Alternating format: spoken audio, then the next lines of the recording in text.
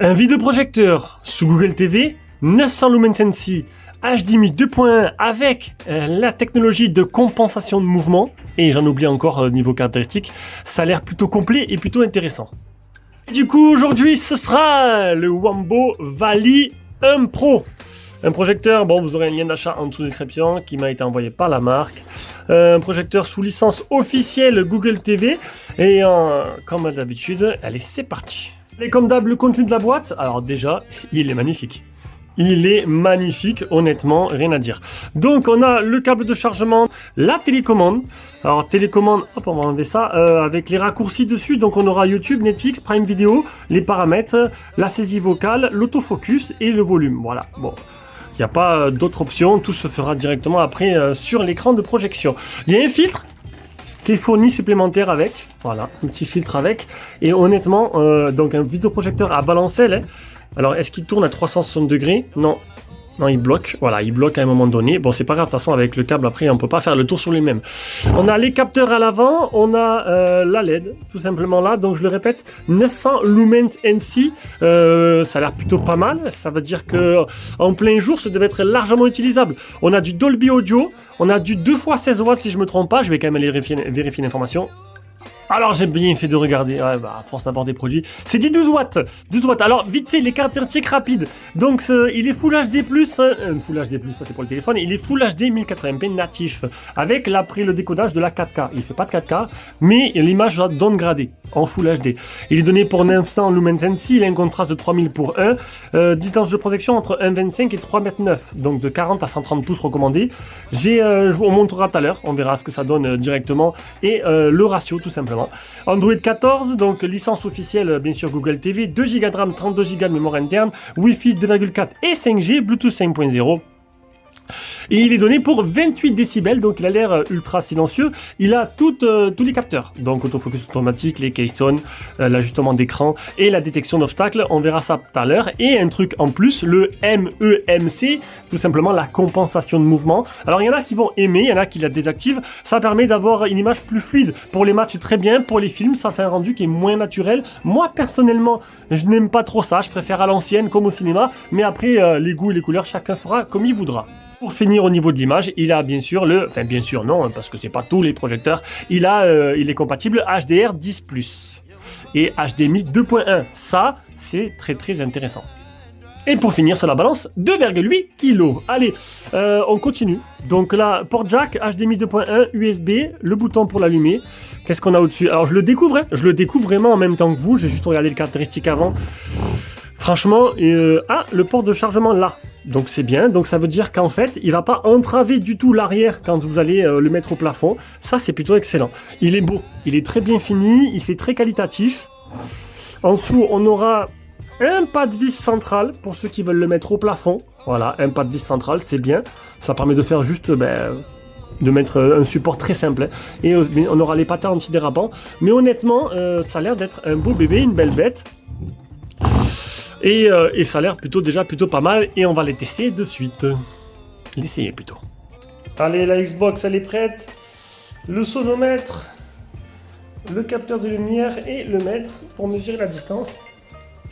Le projecteur. Et je vais commencer directement avec la première installation. Premier test. Avec la lumière du jour, fenêtre allumée. Et on peut voir que la luminosité fait que, bon, c'est un projecteur qu'il faudra, voilà. Alors, peut-être pas le noir total, voilà, mais déjà, il faudra fermer un peu les fenêtres. Hein. Allez, là, c'est beaucoup mieux. Donc déjà, ce qui frappe, c'est la diagonale. Il y a une diagonale de projection qui est assez petite, je trouve. Donc, le rapport de projection est... On va dire qu'il faudra reculer le projecteur pour avoir une image vachement grande. Là, on est sur un rapport que je vais calculer tout de suite, tiens, pour vous montrer, je vais vous donner une ordre d'idée. Donc avant de ça, je vous présente un peu, vous le connaissez, Google TV. On va pas le présenter à chaque fois, ça sert à rien. Google TV, c'est la version officielle, c'est la meilleure, Meilleure façon d'utiliser un vidéoprojecteur. Avoir Google TV en officiel avec vos applications en officiel, pouvoir mettre votre compte Google, télécharger des applications et se régaler avec toutes vos applications de streaming favorites sans pouvoir rajouter obligatoirement une source externe comme une box ou toi. Tout est inclus et ça c'est plutôt pas mal, même très bien. Du coup, c'est vérifié. Alors, il est donné pour 1,35 pour 1 le rapport de projection. Donc, vous mettez en fait le projecteur à 1,35 m du mur. Vous avez une distance de 1 m. Enfin, une diagonale de 1 m. Donc là, j'ai une diagonale de à peu près 1,40 m et j'ai le projecteur à 1,84 m. Donc, c'est à peu près, voilà, le rapport de projection est respecté. Donc, il faut avoir tout simplement de la surface. Il faut avoir du recul. Ça se calcule dans la chambre de projecteur. Si vous avez une petite chambre, vous pouvez directement calculer grâce à ce rapport de projection la distance, la diagonale que vous allez obtenir. Alors déjà à première vue, je n'ai pas touché les réglages, la luminosité est très bonne. Elle est très bonne. Bon, pas assez pour faire en plein jour, ça je suis d'accord. Et les couleurs sont plutôt belles. Après, je trouve que la télécommande, elle est un peu limite en options. J'aurais mis plus d'options, plus de raccourcis. Elle est vraiment le strict minimum niveau options sur la télécommande. Allez, on va commencer par les paramètres du projecteur. On va pouvoir tester tout simplement les capteurs. Donc déjà, on a le paramètre de mise au point, donc mise au point automatique. Mise au point automatique au démarrage, mise au point automatique après un mouvement. On va le faire juste après, on va d'abord vous montrer les options. Les keystones, les trapèzes tout simplement. Connexion à 4 points, donc la même chose. On a pour les paramètres, on a aussi l'évitement d'obstacles qui est prévu, qui est présent, donc on va pouvoir l'essayer aussi. Et on a aussi l'adaptation à l'image suivant l'écran. Bon, moi c'est un mur blanc. J'ai un écran de projection que j'ai mis dans mon garage, qui me servira peut-être pas. Mais voilà, je pense qu'un écran blanc fait très bien l'affaire déjà, donc du coup j'ai décidé de ne pas rajouter un écran de projection dans mon salon, puisque j'ai la place et pour. Et ensuite, on aura le mode énergie, mode luminosité, donc un seul mode luminosité, donc standard. La suppression de poussière en un clic, l'accélération du système pour vider le cache, et un mode enceinte Bluetooth. Alors les premiers tests très faciles, on va bouger le projecteur, tout ça, un projecteur à bande dentelle, c'est plutôt pratique. Hop, il va se régler tout seul, donc l'image, elle n'est pas vraiment droite, je le rappelle, je filme sur un trépied avec un téléphone, donc du coup je suis un peu en décalage, voilà, nickel. L'image elle est parfaite, ça se règle très bien, on va le baisser, on va maintenant, donc l'autofocus automatique marche très bien, les trapèzes marchent très bien aussi, on va maintenant mettre un obstacle, voir s'il arrive à le détecter assez facilement. Allez, le test de la détection d'obstacle, donc j'ai mis une boîte de mouchoirs, voilà. Est-ce qu'il va repérer ou pas? Ah, et voilà, nickel. Donc pour ça, c'est parfait. La détection d'obstacles marche très bien. C'est un peu difficile à prononcer. Allez, on va aller voir les paramétrages d'image. Alors, qu'est-ce qu'on a? Au niveau de l'image, donc luminosité, contraste, saturation, teinte, netteté. Ensuite, on a la température de couleur, on a la compensation de mouvement, on a même un mode démo qui va permettre de voir avant, après. Et comme je vous le dis tout à l'heure, c'est où on aime ou on n'aime pas. Pour les matchs de foot, c'est excellent. Pour les films, c'est une question de goût. Ok, paramètres de démonstration, droite, gauche. Ça, c'est peut-être sympa de voir après comment ça fonctionne. Paramètres de température, paramètres d'affichage HDMI, je rappelle HDMI 2.1. Espace colorimétrique, on a du RVB ou du DCI. Alors honnêtement, des paramétrages qui sont très poussés, très complets, et ça c'est très bien. Ensuite, mode image couleur vive, sport, film, jeu et économie d'énergie. Voilà, pas mal pour les paramètres d'image. Après, dans le paramètre d'écran, bon là, ok. C'est pas pratique de retourner tout le temps. Alors, est-ce que j'appuie sur le bouton retour? Oui, de retourner tout le temps dans le menu. Paramètres de son, est-ce que c'est pareil? Donc, standard, sport, film, musique. Paramètres de base, balance, basse, aiguë, c'est bien. Amélioration des dialogues, ça c'est excellent ça. Vous savez, il y a des films où on entend plus la musique que les dialogues. Alors, vous avez élevé, moyen, faible et désactivé. Pareil, ce sera à essayer tout à l'heure. Et ensuite, est-ce qu'il y a un dernier paramètre? Paramètres sortie audio, sortie numérique auto, contournement et PCM.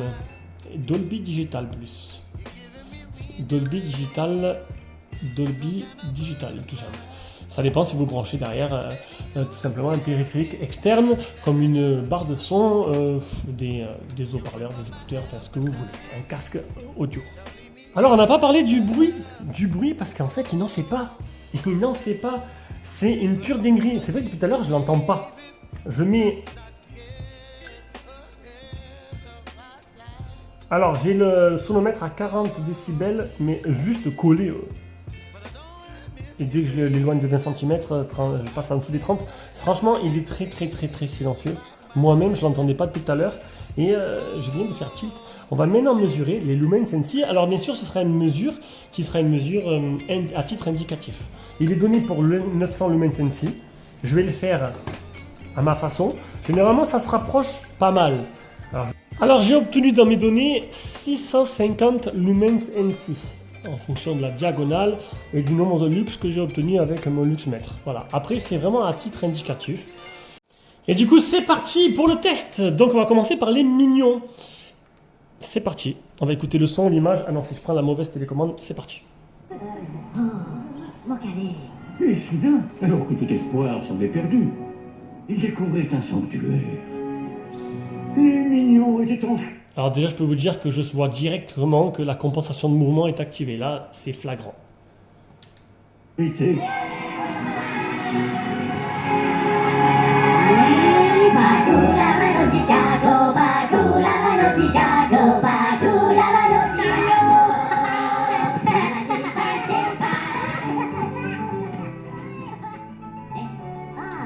Le son, il est super puissant. Ah, vous ne le mettrez jamais à fond. Il est super puissant.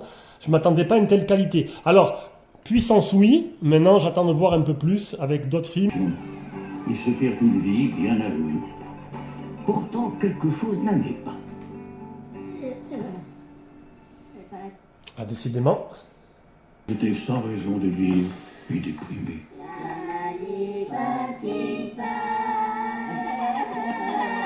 Si cette situation s'éternisait, les mignons n'y survivraient pas. Mais tout n'était pas perdu, car l'un... Alors, déjà, pour la partie de dessin animé, c'est nickel. L'image, elle est magnifique. Une belle luminosité. Le son, il est fantastique, le son. Il est bien, il est profond. Avec les bonnes graves, on entend très bien les voix. Là-dessus, il n'y a pas de problème. C'est une franche réussite.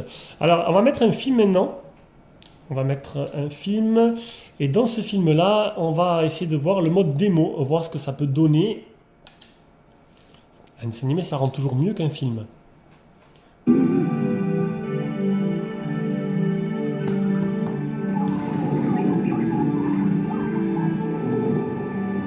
Alors déjà, on va aller dans les paramètres. Paramètres d'image. C'est dommage qu'on ne peut pas le faire. Ah, si ça apparaît en surbrillance après, je crois. Ou en superposition plutôt. Voilà. Donc on va changer. On va mettre couleur vive. Non, couleur vive. Ok. On va passer en mode sport. Est-ce que ça change? Ouais, c'est bon. Je vois la différence. Alors moi, je suis plus fan du mode film. Surtout le soir. Mode jeu, ce sera pour tout à l'heure. On va laisser en mode standard. Alors couleur vive, on voit bien une différence quand on change. Donc déjà ça c'est un bon point. Alors on sait jamais, j'ai eu des projecteurs où ça ne changeait pas. C'était juste là pour faire beau. On va repasser en mode standard. On va aller voir maintenant dans les paramètres avancés. Température de couleur standard, chaude, froide. J'ai pas l'impression que je vois trop de différence là-dessus. On va laisser standard. On revient en arrière. Et là, ce qui m'intéresse, c'est ça. Donc, on a la compensation de mouvement élevée, utilisateur. Donc, c'est toi qui choisis, moyen ou faible. Donc là, il était en mode élevé. Et c'était assez flagrant. Partition de démo. On va faire comme ça. Et on va activer, voir si ça fonctionne. Donc, on peut voir à gauche les petites saccades. Là où à droite... C'est assez fluide. Très fluide même. Tu veux vraiment un osselet? Je sais pas si vous le voyez bien. On n'est pas venu attraper un Pokémon pour toi en fait. Comment ça? Ne me dis pas que c'est un de tes plans forts, Jack. Pardon, c'est sûr que c'est pas un des plans forts. Comment tu oses me demander ça? Bien sûr que non, enfin. Ouais, c'est assez flagrant quand même. Je suis assez conquis parce que c'est vrai que sur un projecteur, c'est bon, même si ça donne une image moins cinématographique, hein, je l'avoue, ça améliore quand même largement la fluidité. Hein. Et là, c'est plutôt efficace. Ce mode démo est plutôt très intelligent d'être placé dans le projecteur, histoire de voir la différence entre les deux, et que je vous montre d'ailleurs. Donc pour la partie jeu, qu'est-ce qu'on peut voir là? Je me suis mis en mode jeu et il a repéré le HDR10. Voilà, il a repéré. C'est vrai que pour les films, il ne l'avait pas. Là, il a repéré direct. Donc je me suis mis en mode jeu pour essayer d'avoir le minimum de latence possible. Et on va tester de suite, voir au niveau de la latence.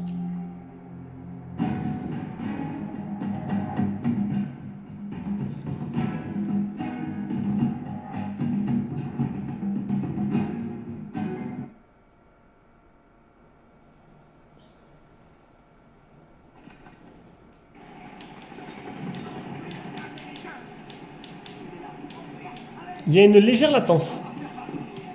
C'est pas exceptionnel, mais c'est léger.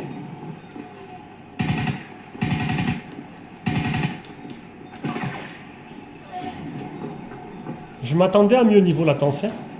Il y a un petit décalage entre le moment où je fais le mouvement sur la manette de la Xbox et le moment où ça se produit à l'écran. Pourtant, je suis en mode jeu. Après, c'est assez léger. Hein. C'est vraiment léger. Mais il y est, donc je le souligne. Allez, on arrive à la conclusion de ce test. Donc, que penser de ce Wambo Valley 1 Pro?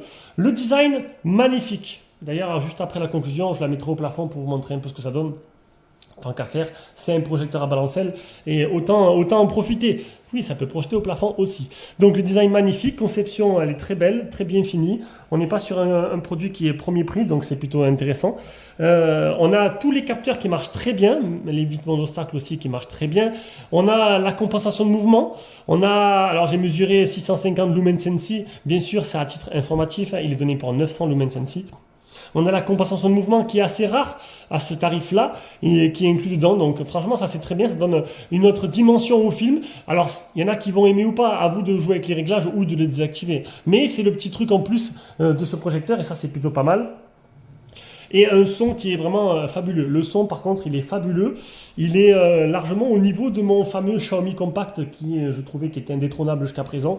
Mais bon, franchement, le son, il est vraiment extraordinaire. Alors, tu peux pas le mettre à fond parce que c'est vraiment trop puissant. Il est bon avec des bonnes basses, une bonne profondeur. Que dire de plus? Il y a juste cette légère latence en partie jeu qui va peut-être faire que ce projecteur sera plus pour un homme cinéma, enfin, plus une décision film et série. Allez, voilà, j'espère que cette vidéo t'a plu. On se rejoindra pour une prochaine vidéo. Bisous, ciao ciao.